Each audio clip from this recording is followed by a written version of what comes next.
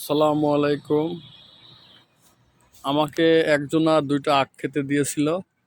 তো সেই দুইটা আখ থেকে আমি ছাদের ওপরে এইভাবে আস্তে আস্তে বাড়িয়েছি।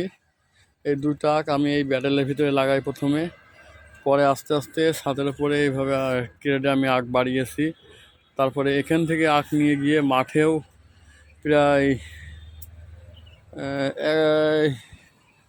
180টা মতো ঝাড় তৈরি হচ্ছে কেবল। আর এখানে আবার দ্বিতীয় শিফটে আবার গাছ বড় হয়ে গিয়েছে, আবার এখান থেকে অনেক বীজ হবে, যে আরও জমিতে আখের চারা বাড়াবো, ঝাড় আরও অনেক হয়ে যাবে। দেখতে অনেক সুন্দর লাগছে আখগুলো এখন।